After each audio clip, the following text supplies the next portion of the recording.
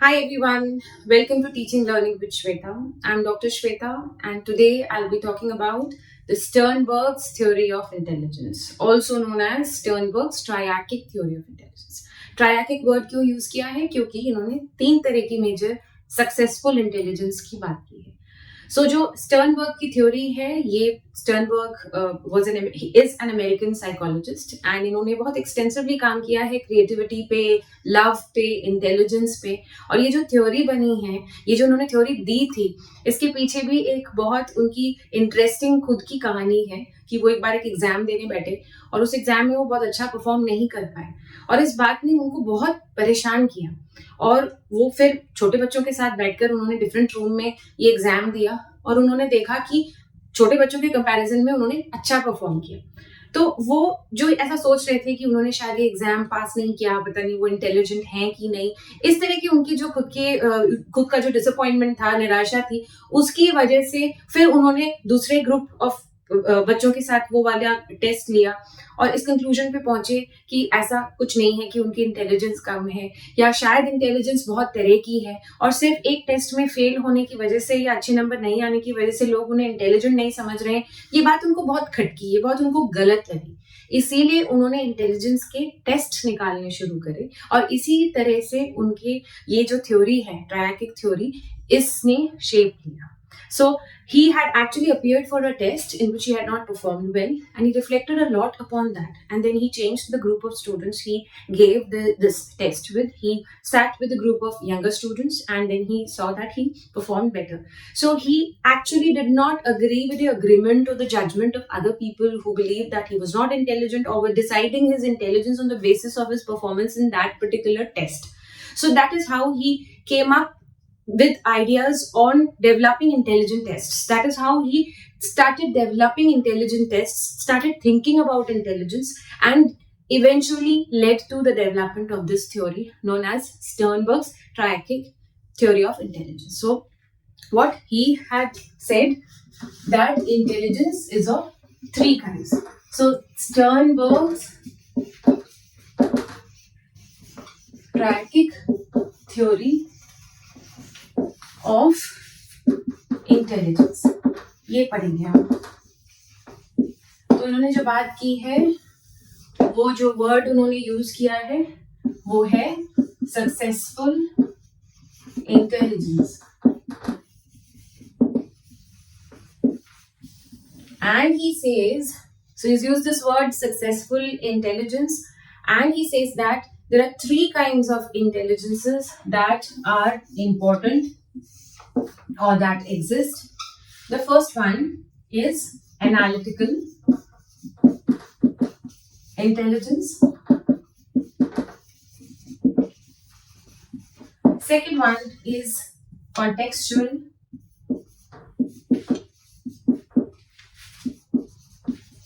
or practical experience, practical intelligence.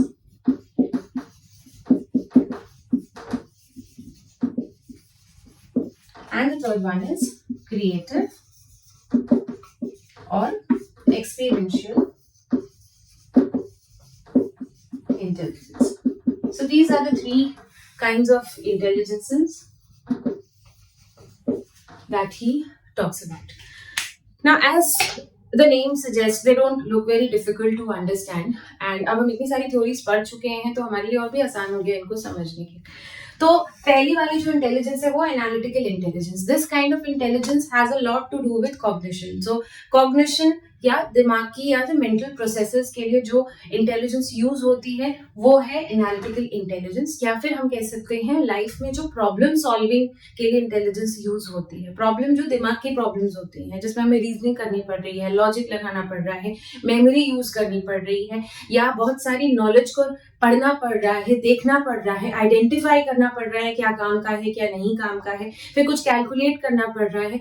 ये सारी जो दिमाग की चीजें हैं उसके लिए जो इंटेलिजेंस यूज होती है, that is analytical intelligence. So all that intelligence that is used in the cognitive processes is what he termed as analytical intelligence. This kind of intelligence is required mainly for problem solving, because problem solving is a cognitive activity. So all that is required for cognitive problem solving, getting information, identifying useful knowledge, designing, planning strategies, executing those strategies, all happening in the mind. ये सब mental processes हैं, ये सब दिमाग में हो रहा है. ये सारी चीजों को करने के लिए हमें जिस तरह की इंटेलिजेंस की जरूरत पड़ती है, the intelligence which is required for problem solving, cognitive problem solving, that is in analytical intelligence according to Sternberg. The second kind of intelligence is contextual or practical intelligence. आपने सुना होगा कि कुछ लोग ऐसे भी होते हैं जो कि पढ़ाई लिखाई में शायद बहुत अच्छे ना हो, आईक्यू उनका हो सकता है बहुत ज्यादा हाई ना हो, लेकिन जो प्रैक्टिकल प्रॉब्लम्स आ रही है लाइफ में, कोई डिस्प्यूट हो गया, कोई कॉन्फ्लिक्ट हो गई, या घर में कोई चीज टूट गई है, या कुछ रिपेयर करना है, या कुछ इमीडिएटली किसी प्रॉब्लम को सॉल्व करना है, कोई चीज नहीं है, उसको आप कहीं से उस रिसोर्स को अवेलेबल कराना है, इस तरह की जो स्ट्रीट स्मार्ट इंटेलिजेंस होती है, जो बुकिश नॉलेज से रिलेटेड नहीं होती है, प्रैक्टिकली इंटेलिजेंस होते हैं, जो बैड एक्सपीरियंसेस को गुड एक्सपीरियंसेस में बदल सकते हैं, या जो एडजस्टमेंट्स बहुत अच्छे से करते हैं, फ्लेक्सिबल होते हैं. So all those people are said to have very high practical intelligence. So these people, I would like to repeat that these people, they are street smart people. They're not bookish people or people with a lot of bookish knowledge or high IQ or very, very good at analytics or cognitive processes, but they are very good at finding solutions to practical problems, practical solutions to problems, fixing things, quick fix to problems, jack of all trades, we can also say, and they are very adjusting, flexible to situations. They can they can just come out of difficult situations very easily. So all those life related problems they can solve very easily, and those people are high on this kind of practical intelligence. So practical intelligence is actually required for solving your life problems. The practical problems को solve करने के लिए ये intelligence चाहिए होती है. तीसरी तरह की जो इंटेलिजेंस की उन्होंने बात की है वो है क्रिएटिव या एक्सपीरियंशियल इंटेलिजेंस. कुछ लोग ऐसे होते हैं जो कि बहुत क्रिएटिव होते हैं, उनके दिमाग में तरह तरह के नए आइडियाज आते हैं, जो किसी ने नहीं सोचा होगा वो उन्होंने सोचा होगा. किसी प्रॉब्लम का सोल्यूशन उनके दिमाग में ऐसा आया होगा जो किसी के दिमाग में नहीं आया होगा, या उन्होंने कुछ लिमिटेड रिसोर्सेज से कुछ नया बना दिया, कुछ क्रिएट कर दिया. पेंटिंग और डिजाइनिंग, इस तरह की चीजों में भी वो बहुत अच्छे होते हैं. So all those people who constantly get new ideas और have novel kind of thinking, or think out of the box, or have a thinking, or have ideas, or get ideas that nobody else can think of, or can find solutions to problems that nobody actually comes up with. Those kind of people are high on this experiential or creative intelligence. So बस ये तीन ही तरह की intelligence की Sternberg ने बात की थी. बट यहाँ पे एक चीज जो मैं डिस्कस करना चाहूंगी वो ये है कि when we talk about analytical intelligence, तो इसके भी इन्होंने तीन पार्ट्स दिए थे कि इसमें भी तीन चीजें होती हैं. एक तो ये है नॉलेज एक्विजिशन,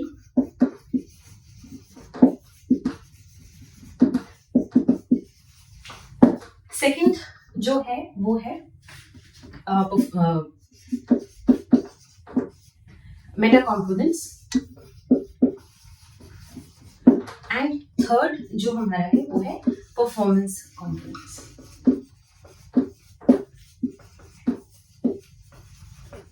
तो हमें पता है कि ये वाली जो इंटेलिजेंस है ये किससे रिलेटेड है? प्रॉब्लम सॉल्विंग से. This is the first kind of intelligence that Robert Sternberg has given, and he's already said that this analytical intelligence is related to problem solving. Analytical word से हमें पता चल रहा है कि कुछ cognition से related है. Analysis क्या होती है? जब हमारे पास बहुत सारा डेटा होता है, उस डेटा को हम ध्यान से देख के समझ के हम कैटेगरीज में रखते हैं. अगर क्लास में बहुत तरह के बच्चे हैं, उनके डिफरेंट मार्क्स आए हैं और हम उसको एनालाइज कर रहे हैं, तो हम अपना दिमाग लगा रहे हैं, हम कॉग्निशन कर रहे हैं और हम उनको कैटेगरीज में रख रहे हैं, अबव एवरेज, बिलो एवरेज, जो भी हमारी कैटेगरीज हैं, या हम परसेंटेजेस के हिसाब से बांट रहे हैं, तो ये एनालिसिस होती है। या फिर बहुत तरह के इवेंट्स हुए, उसमें से हम सोच रहे हैं कि कौन से प्लेजेंट है, अनप्लेजेंट है, तो इस तरह से जब हम कैटेगरीज बनाते हैं वो एनालिसिस होती है। तो ये एनालिसिस, सिंथेसिस, रीजनिंग, लॉजिक, ये सारे हमारे कॉग्निटिव प्रोसेसेस हैं जिनको हम यूज करते हैं प्रॉब्लम सॉल्विंग के लिए, दिमाग की प्रॉब्लम सॉल्व करने के लिए, मैथमेटिक्स की प्रॉब्लम सॉल्व करने के लिए, लिटरेरी प्रॉब्लम को सॉल्व करने के लिए, लाइफ की प्रैक्टिकल प्रॉब्लम्स नहीं बट कॉग्निटिव प्रॉब्लम्स को सॉल्व करने के लिए। तो प्रॉब्लम सॉल्विंग के लिए जो इंटेलिजेंस यूज होती है वो एनालिटिकल इंटेलिजेंस होती है। और एनालिटिकल इंटेलिजेंस के अगेन 3 पार्ट्स हैं। किसी भी प्रॉब्लम को सॉल्व करने के लिए हमें थोड़ी सी नॉलेज चाहिए। So what he has said that analytical intelligence which is primarily required to solve problem which is a cognitive process. So this entire discussion is on cognition only. So the first kind of intelligence that he talks about is analytical intelligence. It has 3 parts. So to solve a problem, the first thing that we need is a lot of knowledge.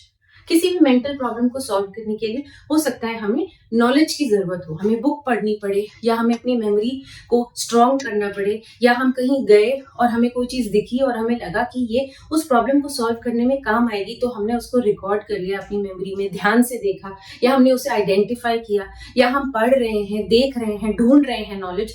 So all that processes we engage into to collect information or to store that information in our memory so that we can solve our problem.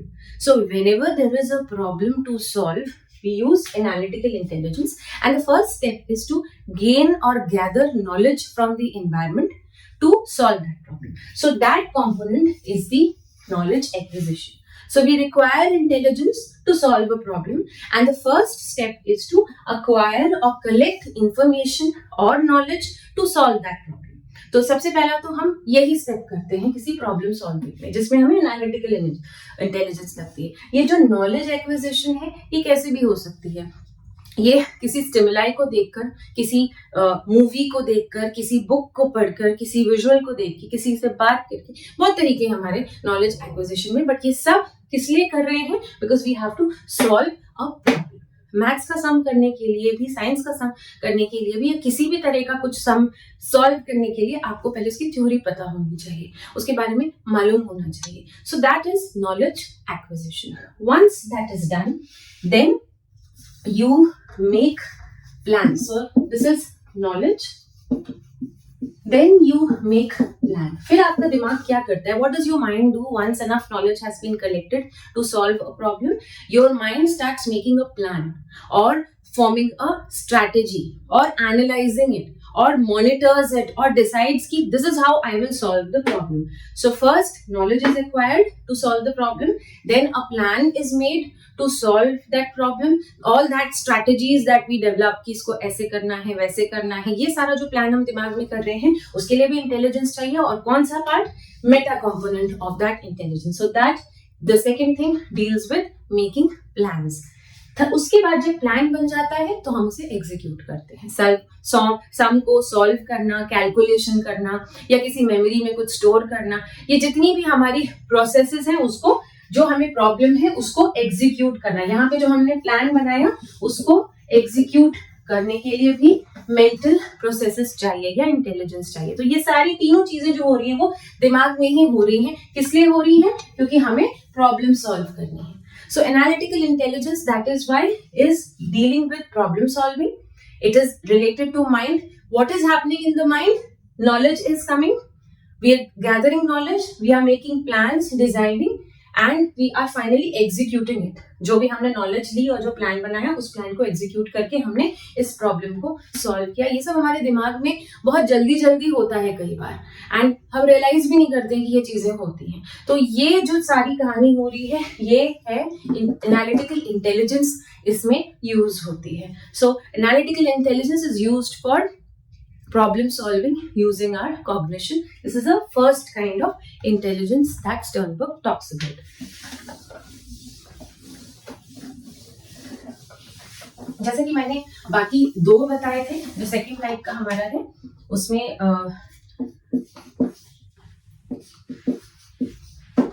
एक तो हमारी creative है और एक हमारी है creative हो गई हमारी, या एक्सपीरियंशियल हम कह सकते हैं, और एक हमारी हो रही है इसमें कॉन्टेक्सचुअल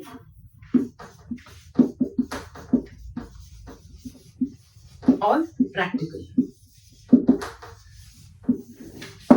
तो जैसा कि मैं पहले डिस्कस कर चुकी हूँ, creative intelligence is required for creating something new और thinking about a solution that nobody else has thought. तो जिनके दिमाग में कुछ नया आता है जो किसी के दिमाग में नहीं आया है, या वो उसको क्रिएट करते हैं, या कोई चीज क्रिएट कर रहे हैं, या किसी आइडिया से आ रहे हैं, या कुछ नया लिख रहे हैं, कोई पोएम लिख रहे हैं, कोई गाना प्रोड्यूस कर रहे हैं, इन सारी चीजों के लिए जो इंटेलिजेंस यूज होती है, स्टर्नबर्ग कॉल्स इट एक्सपीरियंशियल। और पहले से दिमाग में जो इन्फॉर्मेशन है, किसी बच्चे को हमने कोई थ्योरी बताई और उसने उस थ्योरी को यूज करके कुछ मोटर या कुछ नई चीज बना दी जो किसी और बच्चे ने नहीं बनाई, तो उसने अपनी एग्जिस्टिंग नॉलेज को यूज करके कुछ बनाया। सो that is also creative intelligence, वो भी एक तरह की इंटेलिजेंस है। And the last one is contextual. Contextual मतलब जिस कॉन्टेक्स्ट में है, हम जिस कॉन्टेक्स्ट की बात करें, अभी ये टीचिंग लर्निंग का कॉन्टेक्स्ट है, अभी यहाँ पर अचानक से लाइट चली जाए तो हो सकता है मैं कैंडल जला लूं, तो ये जब इस तरह की प्रॉब्लम कुछ सॉल्व करता है कोई, या इमरजेंसी लाइट जला दी, या तो इस तरह की जो तुरंत जो लोग इस तरह के सॉल्यूशंस निकालते हैं प्रैक्टिकल प्रॉब्लम्स के लिए, किसी से लड़ाई हो रही है तो हम उसको अवॉइड कर रहे हैं, या कहीं पे लड़ाई हो रही है तो उस प्रॉब्लम को, उस कॉन्फ्लिक्ट को रिजॉल्व करें। So all those people who come up with solutions to practical problems, they may not have a lot of degrees or bookish knowledge, but they know how to deal with situations and problematic situations. Those people are said to be high on contextual or practical intelligence. So these are the three kinds of intelligences Sternberg has talked about. And what are the educational implications that we can find out from these theory? Very simple. Our aim as a teacher should be to develop these three kinds of intelligences. A lot of effort is already given on academics. And when we talk about academics, all those question papers we make, all those activities, mental activities, puzzles, and problem solving that we give to students and assess them and evaluate them, they are aimed at improving or increasing the first kind of intelligence, that is analytical intelligence. It is not necessary that more mathematics you give them, more they'll do. ऐसा नहीं है कि सिर्फ math से ही ये या difficult puzzle से ही intelligence बढ़ेगी। आप उनको डिफरेंट डिफरेंट चीजें सोचने को दो, डिफरेंट डिफरेंट सिचुएशंस में डालो और बोलो कि किस तरह से होगा। उनकी मेमोरी बढ़ाओ, उनकी नॉलेज एक्विजिशन के लिए उनको कंटेंट दो, उनको एनालिसिस करने दो, उनको कैटेगरीज बनाने दो, उनको रिकग्नाइज करने दो, चीजों को डिफरेंशिएट करने दो, उनको ये सारी चीजें दो ताकि वो अपनी कॉग्निशन को, दिमाग को अच्छे से यूज करें, उनकी एनालिटिकल इंटेलिजेंस बढ़े। सेकेंड जो इंटेलिजेंस है creative intelligence, you have to give them opportunities to come up with new ideas to practical solutions. Class में अगर कोई लाइट खराब हो जा रही है, क्लास में अगर कुछ प्रॉब्लम हो रही है, तो बच्चों से ही कहो कि थिंक ऑफ अ सॉल्यूशन, या उनको कोई सोसाइटी से रिलेटेड प्रॉब्लम दे दो। Identify the students, the learners not going to school, how will you encourage them to go to schools, identify those children who are working in shops. कुछ इस तरह की प्रैक्टिकल लाइफ की problems दो। आप अपने आसपास एडोलसेंस को देखो, चिल्ड्रन को देखो, पढ़ाई से रिलेटेड प्रॉब्लम देखो, कहाँ गंदगी है, आप प्रैक्टिकल सॉल्यूशंस निकालने उनको दीजिए, या फिर उनको कुछ क्रिएट करने के लिए इनकरेज करिए, कुछ नया बनाने के लिए इनकरेज करिए। तो जब भी वो कुछ नया करेंगे तो उनकी क्रिएटिव इंटेलिजेंस यूज होगी या बढ़ेगी, और आप आइडेंटिफाई भी कर पाएंगे कि किसकी क्रिएटिव इंटेलिजेंस ज्यादा है। उसी तरह से उनको डिफरेंट डिफरेंट प्रैक्टिकल सिचुएशंस में आपको डालना है, कॉन्टेक्सचुअल सिचुएशंस में डाल के आप उनसे सॉल्यूशंस निकलवाइए, उनसे ही करवाइए। आप एक फैसिलिटेटर की तरह बस ये देखिए कि वो सही सॉल्यूशंस पर पहुंच रहे हैं कि नहीं। तो इस तरह की जो एक्टिविटीज हैं, इस तरह का जो करिकुलम होता है, उससे ये तीनों टाइप की इंटेलिजेंस फैसिलिटेट होती है। हमारा इवैल्यूएशन भी इस तरह का होना चाहिए कि हम इन तीनों टाइप की इंटेलिजेंस को टेस्ट कर रहे हो, ना कि सिर्फ एकेडमिक्स या एनालिटिकल इंटेलिजेंस पे हमारा फोकस हो. So our evaluation, our teaching methods should be such that all the three kinds of intelligences are facilitated and are evaluated in classrooms. So that is what major educational implications that we can draw from Sternberg's theory of intelligence. Sternberg has been believed to be connected with Vygotsky and Bruner's way of thought. He is said to be a person who believed in social interaction, social cultural context को उन्होंने बहुत importance दी है. This is just for your extra knowledge. तो हमने जो वाइगॉट्स्की पढ़ा था, जिसमें हमने बात की थी कि सोसाइटी से लर्निंग होती है, सिर्फ दिमाग के डेवलपमेंट से नहीं होती है, इंटेलिजेंस से नहीं होती है. थोड़ा बहुत स्टर्नबर्ग का जो झुकाव था वो इस बात पर था. इसीलिए कनेक्शंस मिलते हैं स्टर्नबर्ग के, वाइगॉट्स्की और इन लोगों से जो सोसाइटी की बात करते हैं कि इंटेलिजेंस सिर्फ एनालिटिकल ही नहीं है, वो कॉन्टेक्सचुअल भी होती है. हम सोसाइटी से भी, अपने आसपास से भी चीजों को सीखते हैं और इंटेलिजेंस हमारी वहां से भी हम लेते हैं और यूज करते हैं. So society is also responsible for helping us to grow and use this kind of practical intelligence. So he has, his theory has an element or a connection to the social or contextual.